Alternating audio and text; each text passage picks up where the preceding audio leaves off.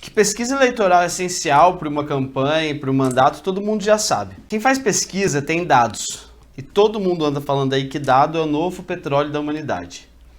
Eu sei que nem todo mundo tem condição de fazer uma pesquisa por uma empresa. Por isso, eu fiz esse passo a passo para ajudar vocês a fazer sua própria pesquisa eleitoral interna. Mas antes de começar, eu vou pedir para vocês darem um like nesse vídeo, se inscrever nesse canal. Vai ajudar muito a gente a levar esse projeto, que é levar o marketing político eleitoral para todo o país, de uma forma que realmente ajudem as pessoas a entrar para a política do jeito que elas precisam. No meu Instagram também eu mostro todo o meu dia a dia, os bastidores da política dentro do Congresso Nacional. Bom, pessoal, hoje eu vou falar sobre um assunto que até eu sou suspeito para falar, mas que todos concordam que é essencial em qualquer campanha ou até mesmo em mandatos: pesquisa. Como eu já disse, eu sou diretor de um instituto de pesquisa, especialista em ciência de dados pela Harvard, e entre centenas de pesquisas que eu participei e nas campanhas que eu trabalhei, elas sempre foram o nosso norte. Tanto para saber a real intenção de voto da população, para saber as necessidades dos bairros, das cidades, dos estados. Mas eu sei que pesquisa nunca foi um serviço muito barato. Não é o serviço mais barato do mundo, tem alguns de qualidade. Muitas campanhas acabam sendo prejudicadas pela falta de verba, também pela falta de contratação. Mas o pior que eu acho que elas podem ser prejudicadas é quando elas contratam uma pesquisa eleitoral de baixa qualidade. Às vezes chegam uns malucos lá oferecendo aquelas pesquisas baratíssimas de baixa qualidade, e isso para mim é pior do que você não fazer. Você vai ter dado errado. Pensando nisso, eu criei um resumo aqui com passo a passo que vai te ajudar a fazer sua própria pesquisa eleitoral interna. Interna, gente, ela não pode ser divulgada. Basicamente, eu vou te ensinar alguns macetes que vão direcionar você para um resultado mais próximo de uma pesquisa contratada por uma empresa. A gente tem que deixar bem claro, quando a gente está fazendo uma pesquisa interna, geralmente ela é para identificar objetivos mais pontuais, objetivos que a gente não tem, às vezes, necessidade de tanta precisão assim. Mas elas norteiam a gente, tá? Até porque eu já fiz muito dessa lá atrás, muito, e funcionava, ajudava bastante. Primeiro, então, a gente vai entender uma coisa que tão importante quanto ter os dados de uma pesquisa é entender o que a gente vai fazer com esses dados. Isso vai influenciar muito até na preparação do questionário, que é uma das principais etapas da pesquisa. Eu vou explicar para vocês os dois principais tipos de pesquisas e como são feitos todos os prazos para uma realização de pesquisa confiável, mesmo que ela seja interna. Tá certo? Existem, gente, duas principais metodologias de pesquisa: a qualitativa e a quantitativa. Quem aí é do meio político já deve ter ouvido falar muito desses nomes: qualitativa, quantitativa. Até nos jornais aparece aí: a pesquisa foi qualitativa, do Datafolha, enfim. E o que é a pesquisa quantitativa? Como o próprio nome já diz, é uma pesquisa direta e fechada, e a finalidade dela, a principal finalidade dela, é conseguir um resultado numérico, tá? Ela te dá número, ela não vai investigar causa, ela não vai aprofundar em fato, ela não vai saber opinião subjetiva, né? Assim, não vai ter textos. Por exemplo, ela pesquisa para avaliar a intenção de voto, pesquisa para avaliar a rejeição de um candidato, a avaliação de um governo, por aí vai. Resumindo então, ela só vai dar pra gente números, só assim, o resultado dela, o valor inestimável dos resultados. Já a qualitativa, essa sim avalia as causas e as respostas ali mais subjetivas. Ela vai avaliar opiniões, desejos, necessidades da população ou de um determinado grupo. Ou seja, ela não vai dar pra gente números, mas ela vai dar mais opiniões, pensamentos. É aquilo que a gente não consegue calcular num gráfico. Você não consegue um gráfico meio que aberto, é difícil. Eu vou mais pra frente dar exemplos de cada uma delas. Aí você fala: Felipe, qual que é melhor então, a qualitativa ou a quantitativa? Depende, né? Como eu vou te explicar, tem momentos que a gente vai precisar fazer uma pesquisa qualitativa, né? Que a gente tem que entender mais as opiniões, pra gente montar nosso plano de governo. Mas tem momentos que a gente vai precisar da quantitativa, que na verdade é a maior parte do momento. Geralmente eu falo o seguinte, que a gente começa, geralmente quando eu vou trabalhar numa campanha, esse daqui é um site que nem estava planejado falar. A gente começa geralmente com uma qualitativa e quantitativa, que a gente faz uma pesquisa completa, que descobre os desejos, as necessidades, as opiniões, as intenções de voto, que é a completa. Depois disso, aí a gente começa a fazer manutenção com pesquisas quantitativas, que é a de número, a gente só vai avaliando a evolução dos números, né? Mas nada impede, como eu disse aqui, de você usar as duas pesquisas em uma só. tudo vai depender do seu objetivo de pesquisa, que é o primeiro passo que a gente vai ver agora. Na empresa, no instituto que eu sou diretor, a gente costuma separar o processo de uma pesquisa eleitoral em 7 passos. Eu vou passar cada um deles com vocês agora e, assim, eu não vou detalhar a fundo o processo de uma pesquisa, porque eu teria que ficar 3 dias, uma semana falando aqui. O objetivo aqui é você entender a dinâmica de uma pesquisa. Isso já vai te ajudar muito e vai conseguir fazer que você saia desse vídeo aí, pelo menos fazendo uma pesquisa interna para sua equipe. Se você quer... Depende do seu objetivo. Vamos falar do seu objetivo logo, que é o primeiro passo. O primeiro passo, então, é a definição de objetivo da pesquisa. Para te ajudar a descobrir qual que é o objetivo da pesquisa que vocês precisam do momento, você pode se perguntar algumas coisas. Por exemplo, o que a gente precisa saber nesse momento? A gente está precisando de dado numérico? A gente está precisando saber a opinião de alguém? A gente está precisando saber avaliar algum cargo que já está na prefeitura? A gente está precisando avaliar uma gestão? Qual cargo que a gente precisa avaliar? A gente precisa comparar um candidato com outro? Quais são os candidatos? A gente precisa focar mais em questões de vereador, de prefeito, deputado, enfim. Aceitação ou rejeição... Assunto é isso, esse tempero da pesquisa, essa parte, a primeira parte não tem regra, né? Vai do que vocês vão fazer. Não tem como eu falar qual vai ser a primeira pesquisa que você tem que fazer. Uma dica aqui é a seguinte: nem sempre a pesquisa mais completa é ideal no momento. O eleitor, ele não costuma responder pesquisa longa. Nossa, eu já participei de tanta pesquisa. Quem está vendo aí já sabe das pesquisas que eu participei, ou participou comigo, eu participo de pesquisa faz anos. O eleitor, ele não costuma responder pesquisa longa, chega no meio, ele começa a falar abobrinha já. Então, assim, caso a sua pesquisa esteja longa, mas tem muita pergunta que não precisa estar ali, cara, só vai prejudicar até mais perguntas, enquanto você acha que vai ajudar. A coleta de resposta é um ponto bem chato da pesquisa. Então, beleza, com o objetivo definido, a gente vai definir o segundo ponto agora, que é a estratificação, que são as variáveis que a gente vai utilizar na pesquisa. Para ficar mais claro o que é esse trem de estratificação, estratificação é como que a gente vai separar os dados levantados. Não sei se já viram pesquisa, já participaram de uma pesquisa, são grupos distintos. Por exemplo, a gente vai separar por local, vai separar por sexo, por bairro, por idade, por faixa salarial, enfim. Aí vai de quem está fazendo a pesquisa. Ela vai deixar a nossa pesquisa mais detalhada, mais rica. A gente vai conseguir entender, por exemplo, dos eleitores que votam no candidato X, quantos são homens, quantos são mulheres, né? Quantos eleitores com mais de 65 anos votam no candidato Y? Qual que é a porcentagem de votos do candidato X no bairro tal e por aí vai, né? Essa é a parte mais complicada. Você pode até optar por não fazer. Se você achar que está complicado, você pode optar por não fazer. Simplesmente coletar o resultado geral da cidade. Mas quanto mais estratificada a pesquisa, mais confiável ela vai ser. Né? Assim, na empresa, a gente tem um time de estatístico que faz toda a estratificação baseado com os dados do IBGE, e aí eles passam, repassam, jogam para o outro, chega e tal, passa por mim, enfim. Ela funciona... Assim, aí você fala, não, Felipe, mas ela funciona também para pesquisa qualitativa? Sim, funciona muito bem. Vou dar algum exemplo para você. Imagina que você descobre que alguns eleitores na faixa de 35 anos, homens casados e que recebem mais do salário mínimo, isso para uma cidade maior, falam que estão descontentes com alguma coisa que a prefeitura não está dando suporte. Pronto, tá aí uma promessa de campanha fresquinha para você direcionar nas redes sociais direto para o perfil dessas pessoas. Para isso que serve o impulsionamento hoje. Você consegue usar essa ferramenta justamente para isso. Eu vou mostrar alguns tipos de estratificação para vocês, então. Quem quiser um modelo mais completo, com todas essas estratificações e os dados, você pode me chamar no meu Instagram, que é Felipe Noronha V. Lá eu compartilho com você os modelos de estratificação, os modelos de pesquisa, não tem problema. Aqui não tem como falar, senão eu ia ter que levar dias falando aqui. Os principais estratos utilizados, então, são sexo, né, o masculino e feminino, a idade, que vai variar de empresa para empresa, mas usualmente usam 16 a 24 anos, 35 a 44 anos, 45 a 54 anos, 55 a 64, 65 ou mais.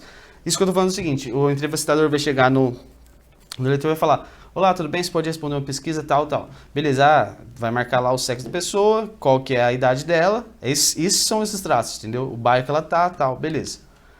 E aí você pode, assim, aí vai depender da lógica da cidade, sabe? Você pode, no extrato de bairros, por exemplo, você está fazendo uma cidade, você pode colocar todos os bairros para a pessoa marcar, ou também você pode agrupar por zonas, né? Ah, mas esses bairrinhos aqui são pequenos, vou juntar eles, né? Fazer uma região, então vai ser região 1, e aí dentro da região 1 vão ter tais bairros. Região 2, dentro da região vai ser tais bairros. Eles têm que se conectar, né? Porque você tem que pensar igual na pesquisa. E aí é uma opção também. E escolaridade, né? Aí você tem, escolaridade você tem analfabeto, fundamental, incompleto, fundamental completo, ensino médio incompleto, ensino médio completo, ensino superior incompleto, ensino superior completo, tem renda, que é um bom parâmetro também para utilizar, né? E aí, na questão de renda, você pode falar se tem um salário mínimo, 2, 3, por aí vai. Já falei, vocês podem me chamar lá que eu passo para vocês isso detalhado, porque não teria como passar aqui nesse curto tempo que a gente tem. O que eu recomendo para vocês, então? Já que vocês estão fazendo uma pesquisa interna, é usar pouquíssimos extratos. Se você principalmente não tem conhecimento de pesquisa, nada, usa ali sexo, masculino, feminino, idade, bairro. Pronto. Ou se você achar que está muito confuso, cara, só faz as perguntas e faz. Repito de novo, é uma pesquisa interna para uso interno. Eu falo até que pesquisa interna, as melhores pesquisas internas, elas servem mais para pesquisa qualitativa, que são perguntas abertas, que aí você vai saber as opiniões do pessoal. Isso é perfeito, né? E, porque assim, na empresa, já falei, vou falar de novo, a gente tem um time estatístico que faz todo o cruzamento de dados para chegar no número de extrato, e aí chega o número exato, aí passa pelo gerente, aí passa por mim, e aí depois que eu dou o ok final, que ela começa a ser aprovada para rodar, né? Então beleza, feito a parte inicial do questionário, que é a estratificação, a parte 3 é a criação do formulário de perguntas. Mas Felipe, onde que eu vou fazer essas perguntas? Você pode fazer no Word e imprimir, que é uma opção caso você vai fazer aplicação na rua, né? Você pode ligar para as pessoas, e aí você faz direto no sistema que eu vou explicar para vocês já já, ou você pode colocar no link, mandar um link, né, para, se for fazer direto na internet, um link do Google Formulários, que é o que eu vou indicar para vocês. O Google Formulários, eu vou deixar o link embaixo para vocês acessarem. Ele é um site da Google que você consegue criar um formulário como se fosse uma pesquisa, só que virtual. Você manda o link para a pessoa responde, né, clica lá, coloca em enviar, para você já sai até os gráficos prontos, né? Ela não é uma pesquisa científica, não é, mas ela faz todo o trabalho. Você consegue colocar pergunta aberta, pergunta fechada, e aí, nesse caso, você pode mandar para as pessoas responderem, né? Depende muito do objetivo, da disponibilidade de pessoas que você tem. Assim, eu recomendo 1000 vezes pesquisa presencial. Eu amo pesquisa presencial. Por quê? Porque ali você está tendo teste a teste com a pessoa, né? Às vezes você arranca uma informação que a pessoa você não sabia. Isso que sempre a gente instrui na pesquisa. Você está falando ali com a pessoa solta uma coisa que talvez ela não falaria pela internet. E eu vou dar alguns tipos de perguntas para vocês colocarem no questionário. Só lembrando uma coisa. Vai muito do objetivo de vocês. Lembra disso. E outra coisa importantíssima também, as perguntas do extrato, elas já vão estar no questionário, né? O sexo, idade. Então você não vai fazer 12 negócios, vai colocar tudo junto, tá bom? Para medir a aceitação dos candidatos, o que a gente pode perguntar, por exemplo? Esse ano teremos eleições para prefeito. Se as eleições fossem hoje, em quem que você votaria para prefeito da cidade X? E aí vocês colocam os nomes dos candidatos que você quer, coloca o branco ou nulo, coloca a opção de não sabe. Até porque isso daí é um ponto até que eu queria falar com vocês. O não sabe, você pode ver, quando você vai fazer uma pesquisa, cara, todo mundo vai falar não sabe para você. A maioria do povo, quer dizer. O que você tem que fazer? Você tem que estimular ao máximo a pessoa a fugir do não sabe. Entendeu? Você tem que falar assim, meu, por favor, me ajuda. Isso a gente instruía os aplicadores a fazer e dava certo. Você só tem que fugir do não sabe, porque se deixar, todo mundo fala não sabe. É lógico, se a pessoa não sabe de fato, beleza. Mas tem pessoas ali que você espreme e sai. Tá? Se você fala, então, se você quer medir a rejeição de um candidato, então, é só você colocar um não antes do meio da última pergunta. Se as eleições fossem hoje, em quem você não votaria para prefeito da cidade X? E aí coloca os nomes. Tá? Ou você quer considerar alguns candidatos? Você está em dúvida para saber qual candidato vocês vão lançar pelo partido. Aí você faz uma pergunta. Considerando o cenário onde só tem o candidato 1 e o candidato 2 para a disputa do cargo de prefeito da cidade X, qual seria o seu voto se as eleições fossem hoje? E aí coloca os nomes.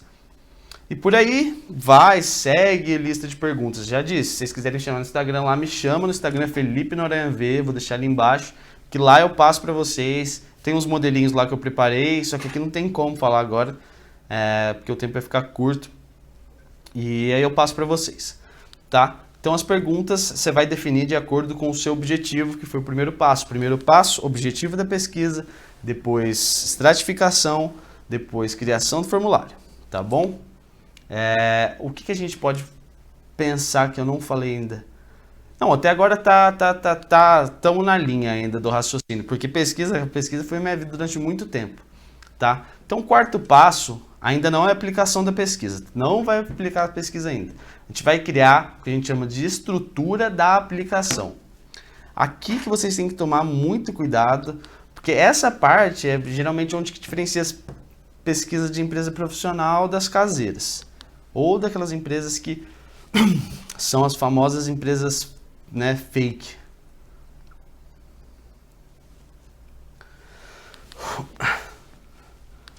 Uma boa estrutura de aplicação, para vocês que vão fazer uma pesquisa interna, ela tem que ter alguns pontos, né, que são legais que elas tenham. Você tem que saber quais que são os números de bairros da cidade, né, com os nomes, a população de cada bairro, de acordo com os dados do IBGE. Todos esses dados, gente, você consegue, entra no site do IBGE lá, coloca, vou na cidade X, escreve o nome da cidade, ele vai dar os dados tudo certinho para você. Você tem que saber o número de aplicadores que você tem para aplicar, caso seja na rua. Onde que você vai aplicar, né? Vai ser em papel, vai ser no formulário. O texto que vai ser usado para abordar o leitor, caso seja na rua. É bom você criar um texto, sabe? Que remeta, que a pessoa está te ajudando a responder alguma coisa e você vai ajudar ela também. Você tem que criar um texto para a pessoa, você quebra o gelo no começo para a pessoa responder. E a quantidade de dias que você vai ter para aplicar. Felipe, mas muito complicado esse negócio de dividir por bairro, tal, não consigo, muita coisa para mim ainda. Beleza. Então separa no mínimo uma quantidade considerável de questionários, né? No mínimo aí, sei lá, 350 para você fazer numa cidade de aí 100 mil, 150 mil habitantes. Não faz menos que isso. Ainda eu acho... Porque assim, qual que é a ideia da pesquisa? Se você pegar... Você já viu que o IBGE, às vezes ele faz, sei lá, 2.000 questionários para fazer no Brasil inteiro? O que acontece? O Datafolha faz 2.000 questionários para fazer no Brasil inteiro. Por que é tão pouco assim? Porque eles estratificam. Eles estratificam a pesquisa. Então eles separam pelos estratos e tal, e chega em pouco. Quando você não faz os estratos, quando você não divide por bairro, quando você não faz tal, o que fazer? Você tem que aumentar o número de questionário. Eu não tenho como te falar o número exato que você tem que fazer para ter uma margem. Como você está fazendo uma pesquisa interna, eu dou essa estimativa aí, sei lá, você vai fazer uma cidade de 100 mil habitantes, eu faria uns 700 questionários. No mínimo, assim, no mínimo. Mas aí o que você vai fazer? Você pelo menos pega os bairros que tem mais gente, coloca mais questionário lá. Outra coisa também, já que você vai fazer, que você quer fazer meio na loucurada aí, assim, além de dividir e distribuir melhor por bairro, nunca fica aplicando só em um lugar, ou só em homem, ou só em pessoa velha. Você tem que ir distribuindo, entendeu? Essa é a ideia da estratificação, né?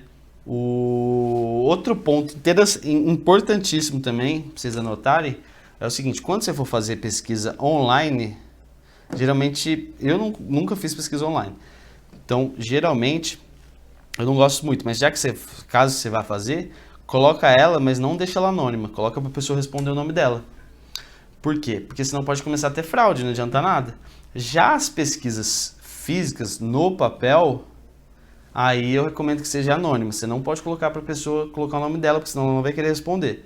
O que eu recomendo para não ter fraude nas pesquisas físicas? Porque geralmente às vezes você paga alguém para ir fazer e tal, a pessoa às vezes pode burlar você ou não. Já aconteceu comigo. O que eu faço para não acontecer isso?